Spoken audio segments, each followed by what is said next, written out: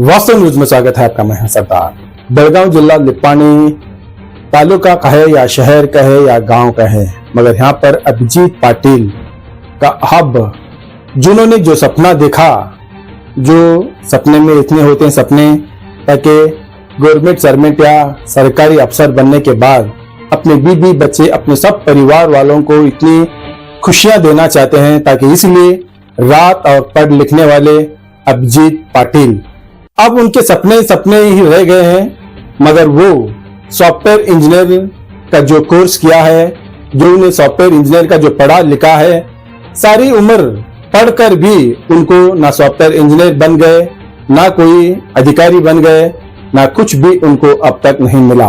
ताकि उनका सपना ये था ताकि सॉफ्टवेयर इंजीनियर बनकर कुछ बनकर दिखाना चाहिए था, ताकि गांव में भी उनको लोग याद करें, उनके रिश्तेदार के लोग ताकि उसे पहचाने, ताकि इस गांव का एक व्यक्ति, एक लड़का सॉफ्टवेयर इंजीनियर बन गया है, ताकि कोई गांव में कुछ भी पुलिस वाला बने या वकील बने या नेता बने, तो कुछ बनने के बाद में सारा गांव में चर्चे होते हैं, बातें होते हैं, ताकि इंजीनियर बन गया है, वकील बन गया है, डॉक्टर बन गए हैं।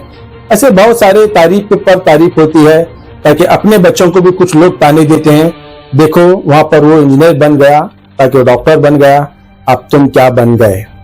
तो सीखो उनसे जो ये कहते हैं। आज शर्मिंदगी आज उस सपनों का ये सता रहा है, ताकि इतना पढ़ लिख कर भी सारा उम्र चला गया मगर इनको नौकरी नहीं मिल पाई।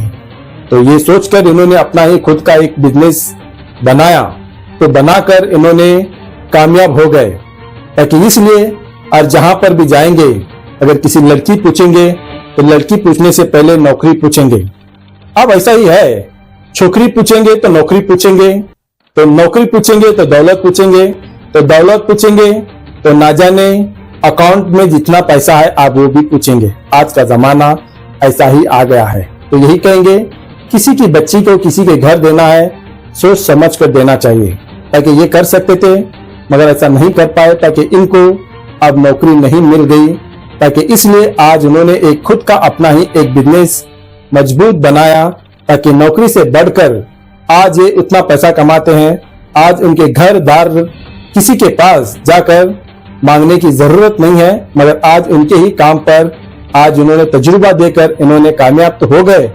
मगर बदकिस्मती की बात यह है, जिन्होंने इतना साल से पढ़ा लिखा, रात और दिन एक करके किताबों की ढेर लगा के पढ़ा, आज उसका फल इनको नहीं मिला। ताकि आज यही गम सताता है, यही बदनसीबी की बात होती है। ताकि इन्होंने जितना मेहनत की, आज उनको सॉफ्टवेयर इंजीनियर पढ़कर भी आज इनको नौकरी नसीब नहीं है। ऐसे कर्नाटक में कहीं लाखों हजारों लोग आज बिना ही नौकरी के पढ़ लिख कर ना जाने कहीं पर मैनेजर काम जाते हैं, कुछ लोग ऑटो रिक्शा चलाने लग गए हैं, कुछ लोग लॉजिंग में काम पर जाने लग गए हैं, ना जाने कहां कहां पर प्राइवेट काम जाने लग गए हैं। इसलिए ताकि और कुछ उम्र बच गई है, ताकि ये भी उम्र ताकि सपना देखते देखते कहीं जिंदगी तबाह ना हो जाए। ताकि ये सोचकर, ताकि लड़की के घर वालों को बताने के लिए कम से कम हम एक 5 स्टार होटल में मैनेजर है, किसी कंपनी में है, या कुछ बताने के लिए, आज अपनी जिंदगी बचाने के लिए आज कहां कहां पर लोग दूसरे दूसरे राज्यों को आज वो काम पर लग गए हैं प्राइवेट। ताकि इसलिए इतना पढ़ लिख कर भी आज कर्नाटक में लोगों को नौकरी नसीब नहीं है। बदनसीबी की बात यही है।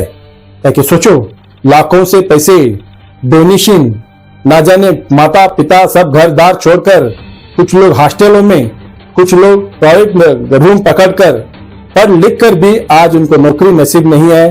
तो क्या करे इस देश में, तो ये हाल है। ताकि कहां से हमने तो सुना नहीं, पहले बचपन में सुना करते थे, अखबार देखा करते थे, ताकि कौन सी नौकरी पर बुलाया गया है, कहां पर अर्ज लिखा जाना है, क्या करना है। आज कुछ भी नहीं है। आज इतने बच्चे पढ़ लिख कर भी आंदोलन करने लग गए हैं, ताकि उन पर एफआईआर भी होने लग गया है।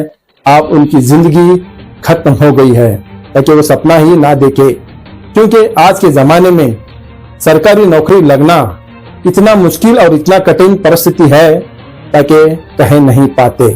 ताकि जिसकी भैंस को बोलते हैं उसकी ही लाठी होती है, जिसकी लाठी होती है उसकी ही भैंस होती है। यानी कि राजनीति के लोग और अधिकारी लोग अब उनके ही बच्चों को नौकरी लग जाती है, वो भी कम। अब उसी तरह निपानी में किस तरह से हमने स्क्रीन पर तो आपको दिखाया है, मगर आज उन्होंने एक प्राइवेट अपना ही एक बिजनेस बनाकर अब किस तरह से वो अपना काम पर लगकर अब वो किस तरह से कामयाबी पाने लग गए हैं, फिर आइए देखेंगे एक रिपोर्ट में।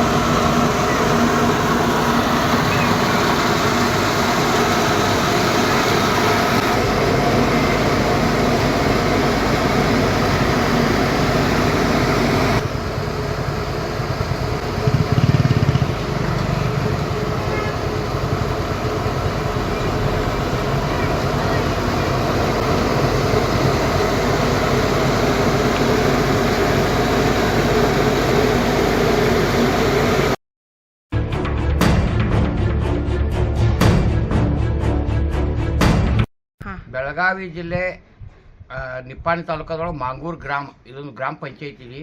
ಮಾಂಗೂರು ಗ್ರಾಮ ಪಂಚಾಯತಿದಾಗ ಕಲ್ತಂಥ ಯುವಕ ಒಬ್ಬರು ಅಭಿಜಿತ್ ಪಾಟೀಲ್ ಇಂಜಿನಿಯರ್ ಕಲ್ತಿದ್ದಾರೆ, ಕಲ್ತಿದ್ದಾರೆ. ಆದ್ರೆ ನೌಕರಿ ಸಿಗಬೇಕು ಅಂತ ನೌಕರಿ ಹಾದಿ ನೋಡಲಿಲ್ಲ ಅವರು. ಒಂದು ಸ್ವಯಂ ಉದ್ಯೋಗ ಮಾಡಿ ಒಂದು ಸಣ್ಣ ಕೈಗಾರಿಕೆ ಮಾಡಿ ಇವತ್ತು ಮಾಂಗೂರದೊಳಗೆ ಉಪಜೀವನ ನಡೆಸಿದರು. ಗಳಿಕೆನೂ ಮಾಡತ್ತರು, ಮದುವೆ ಆಗೈತಿ, ಮಕ್ಕಳಾಗಿದ್ದವು.